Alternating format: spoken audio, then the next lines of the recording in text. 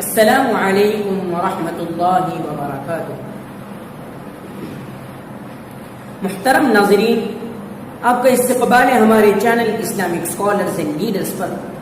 جی کا ناظرین، میں وہ آپ کا میزبان محمد ثانی اور آپ دیکھ رہے ہیں ہمارا YouTube channel Islamic scholars and leaders کو۔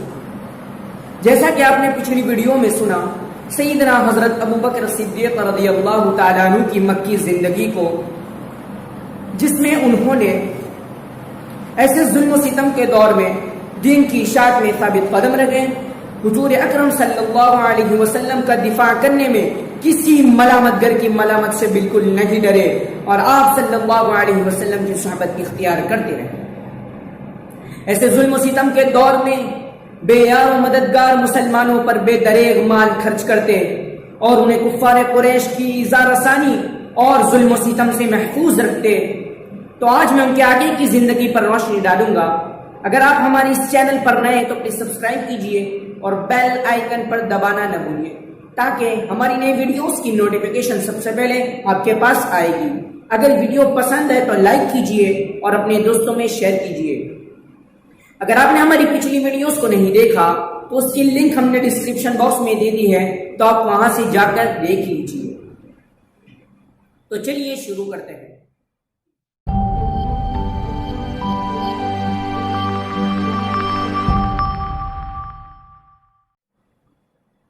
بسم اللہ الرحمن الرحیم۔ مکہ سے حضرت صلی اللہ علیہ وسلم کی روانگی کی خبر مدینہ منورہ میں پہنچ چکی تھی۔ یہاں آپ کی آمد کے لوگ منتظر تھے۔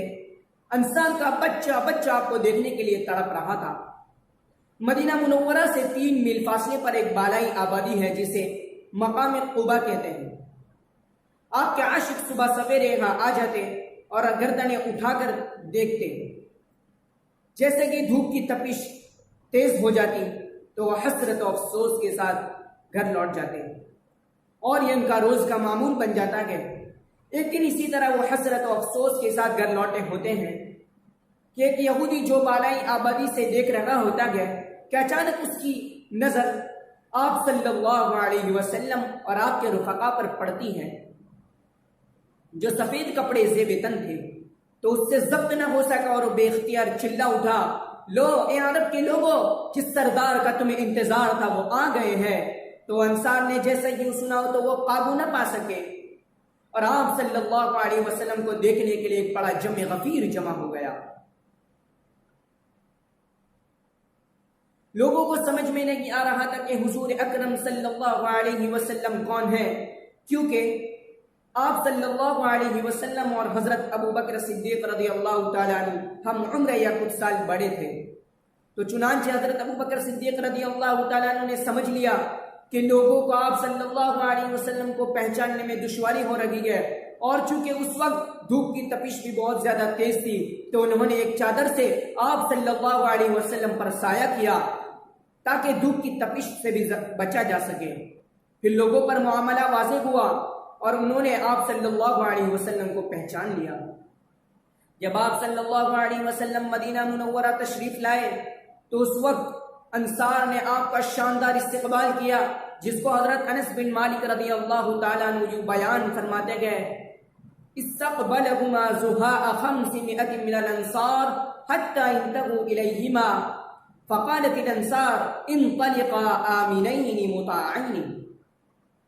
حضرت انس بن مالک رضی اللہ تعالیٰ عنہ کہتے ہیں کہ جب رسول اکرم صلی اللہ علیہ وسلم اور حضرت ابوبکر صدیق رضی اللہ تعالیٰ عنہ کی مدینہ تشریف آوری پر تقریباً 500 انصار نے آپ صلی اللہ علیہ وسلم کا استقبال کیا، اور انصار صرف یہی کہہ رہے تھے آپ دونوں بے خوف خطر تشریف لائے، آپ کی اطاعت کی جائے گی۔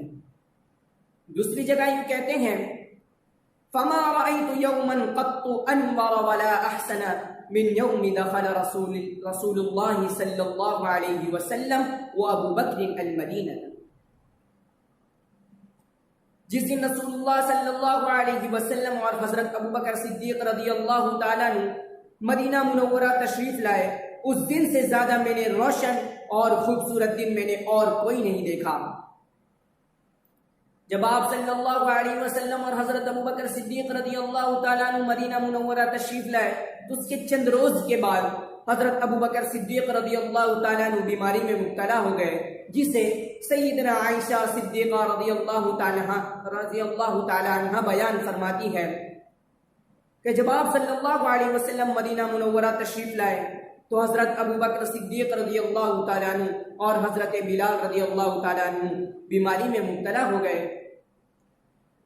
میں ایک مرتبہ ان کی خدمت میں حاضر ہوئی اور عرض کیا، اے ابا جان، آپ کی طبیعت کیسی ہے؟ اور اے بلال رضی اللہ تعالیٰ عنہ، آپ کی طبیعت کیسی ہے؟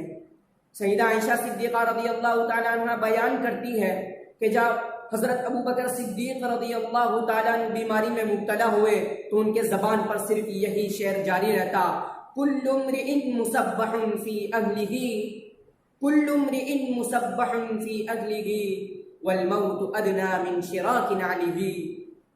ہر شخص اپنے اہل و عیال میں صبح کرتا ہے اور موت اس کے جوتے کے تسمے سے بھی زیادہ قریب ہے۔ سیدنا حضرت ابوبکر صدیق رضی اللہ تعالیٰ عنہ کو اللہ تعالیٰ نے یہ توفیق عطا فرمائی تھی کہ انہوں نے دین کی نصرت و تائید کے لیے جان و مال کے ساتھ اللہ کے راستے میں جہاد بھی کیا، اور غزوہ بدر سے لے کر تمام غزوات میں رسول اللہ صلی اللہ علیہ وسلم کے ساتھ شریک جہاد رہے،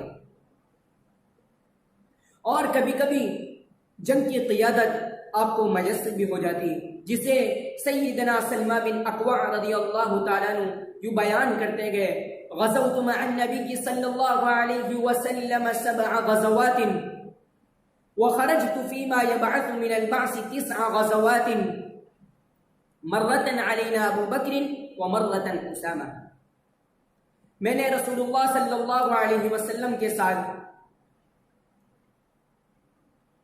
7 غزوات میں شرکت کی، اور دیگر 9 سرایہ میں جنہیں رسول اللہ صلی اللہ علیہ وسلم روانہ فرمایا کرتے تھے اس میں شرکت کی۔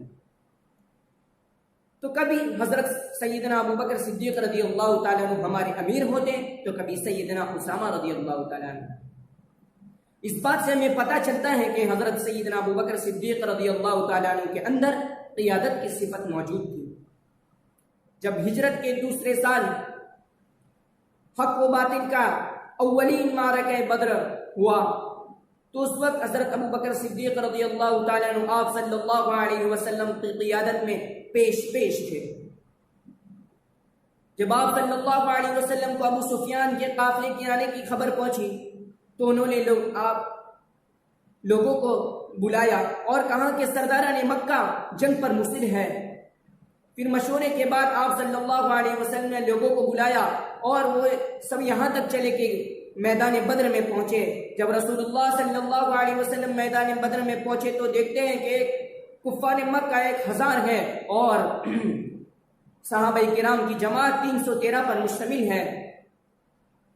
تو آپ صلی اللہ علیہ وسلم اللہ کی طرف متوجہ ہو کر گریہ وزاری میں اللہ کی طرف متوجہ ہو گئے اور سجداریز ہو کر یہ دعا مانگ رہے تھے، اللہم انجز لی ما وعدتنی، اللہم آتی ما وعدتنی، اللہم انک ان تغلق هذه العصابة من اہل الاسلام لا تعبد فی الارض۔ اے اللہ، آپ نے مجھ سے جو وعدہ کیا ہے اسے پورا کر دیجئے۔ اے اللہ، آپ مجھے وہ عطا کر دیجئے جو آپ نے مجھ سے وعدہ کیا ہے۔ یا اللہ، اگر آپ مسلمانوں کی اس جماعت کو ہلاک کر دو گے تو اس زمین پر آپ کی عبادت نہیں کی جائے گی۔ آپ صلی اللہ علیہ وسلم برابر اللہ کی طرف متوجہ ہو کر سجداریز ہو کر دعا مانگ رہے تھے تو اس حال میں کہ آپ کے کندھوں سے چادر مبارک نیچے اتری اور حضرت سیدنا ابوبکر صدیق رضی اللہ تعالیٰ عنہ آتے گئے اور اس چادر کو آپ کے کندھوں پر ڈالتے گئے اور آپ سے لپٹ جاتے گئے اور کہتے گئے، یا نبی اللہ، کفاک مناشدتک ربک فإنہ سینجز لک ما وعدک۔ یا اللہ کے نبی، بس کیجئے، آپ کی اپنے رب سے کی ہوئی دعا کافی ہے، اب اللہ تعالیٰ اپنا وعدہ پورا کرے گا جو اس نے آپ سے کیا ہے۔ اس کے بعد یہ آیت نازل ہوتی ہے، اذ تستغیثون ربکم فاستجاب لکم انی ممدکم بألف من الملائکۃ مردفین۔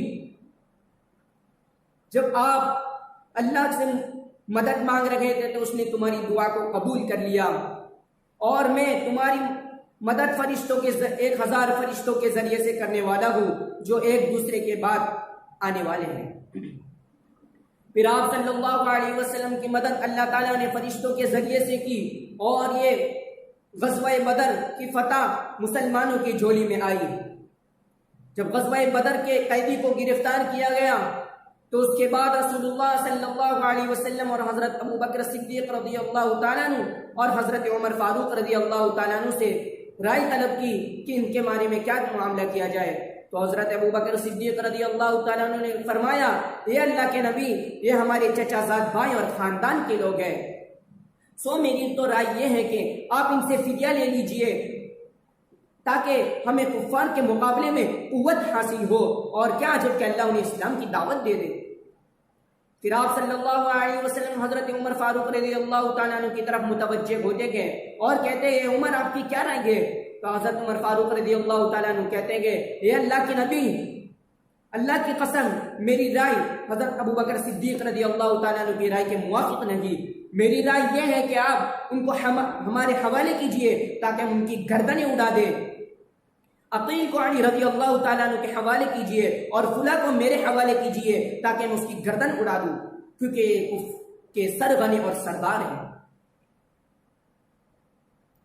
محترم ناظرین، یہ تھی حضرت ابو بکر صدیق رضی اللہ تعالیٰ عنہ کی مدنی زندگی کی ابتدائی زندگی، جس میں انہوں نے رسول اللہ صلی اللہ علیہ وسلم کی معاونت کرنے میں گزار دی۔